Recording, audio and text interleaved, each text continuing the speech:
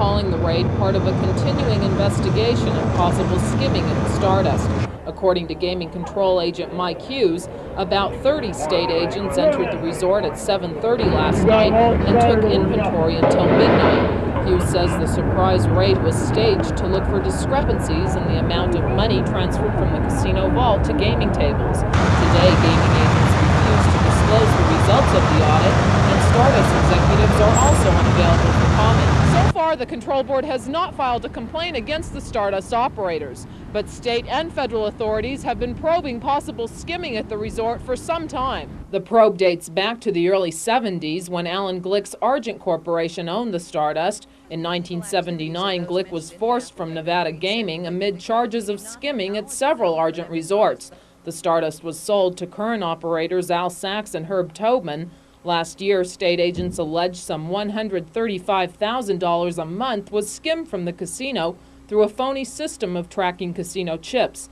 A blackjack dealer, Thomas Scalfaro, was arrested last night and charged with numerous counts of cheating. He was released today from the Clark County Jail, but officials are refusing to say if the raid and the arrest were related. Dana Gentry, Eyewitness News, 8. Las Vegas, glitz, glamour, and dirty money. For decades, the Mafia ran a billion-dollar scam in plain sight. The FBI's plan, Operation Strawman. This is how the mob skimmed millions and how it all crashed. How did this billion-dollar heist work? Every casino has a count room where cash is tallied before deposit. Legitimate operations report every dollar to the Nevada Gaming Commission. But the mob infiltrated these count rooms. The mob planted Carl DeLuna, a Chicago outfit associate. As a Stardust executive at the Tropicana, Joe Agosto, a Kansas City soldier, became entertainment director. These were smart, connected men who knew how to move money undetected, a typical skim. The Stardust brings in $2 million on a busy Saturday. Before the official count, DeLuna pulls $200,000 in untraceable cash. That money is stuffed into gym bags, suitcases, even cardboard boxes. The remaining $1.8 million is officially counted, recorded, and reported to the state. That missing $200,000, already Chicago-bound in a car trunk or private plane. Millions monthly flowed from Vegas to mob strongholds, an underground railroad of dirty money. Chicago's operation was military precise. Every Sunday, couriers drove suitcases of cash from Vegas. Kansas City's Nick Civella flew money on private jets. Cash was hidden everywhere. Suitcase linings, false bottom briefcases, even sewn into winter coats. Cleveland's method involved Teamsters officials already traveling between Vegas and Ohio. They carried hundreds of thousands in cash, disguised as paperwork. The system's beauty was its redundancy. If a courier drew heat, operations shifted.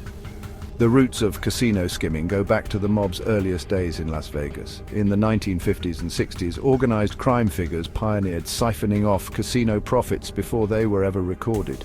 They realized that with the right people in the right places, millions could disappear without a trace. Mobsters recruited casino employees using bribes, threats, and favors. Some were willing participants, lured by easy money. Others were coerced. To keep the skim hidden, the mob used elaborate tricks. They'd rotate couriers, change the timing of pickups, and even bribe state inspectors. The scale of the skimming was staggering. Some casinos lost up to 10% of their profits every month.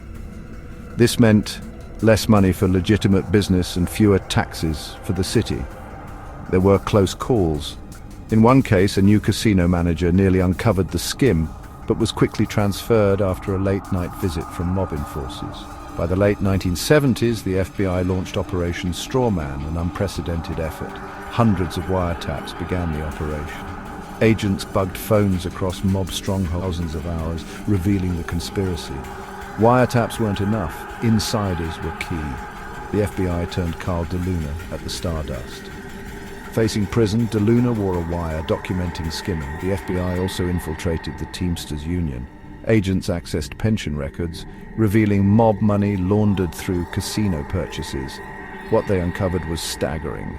The mob hadn't just skimmed, they'd corrupted the entire Vegas gaming industry.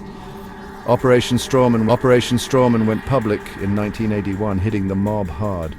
Indictments named a who's who: Joseph Ayupa, Nick Civella, and Anthony Spilotro, the enforcer who inspired Joe Pesci's character in Casino. The FBI built cases against dozens of mid-level operators and corrupt officials. The entire network, from courtroom thieves to Chicago bosses, was exposed. Trials were a sensation. The public saw how the mob turned America's playground into their ATM. Witnesses detailed cash suitcases, secret meetings, and corruption reaching Nevada's highest levels. Sentences were devastating. Ayupa got 28 years. Chivella died, his organization shattered. Spilotro was murdered by his own, body found in an Indiana cornfield. The operation shattered the Mafia's grip on Vegas forever. Corporate America moved in, bringing legitimate companies and real accounting. No more skim cash or mob-financed casinos, just legitimate business practices, making mobsters irrelevant. Strawman's legacy went beyond Vegas. It marked the beginning of the end for organized crime in America. The FBI proved sophisticated enterprises could be taken down with patience, technology, and police work. Mob families were reduced to small-time rackets. Billion-dollar skims and coast-to-coast empires were over. If Casino was wild, the real story was dirtier. Like, share, subscribe for more true crime.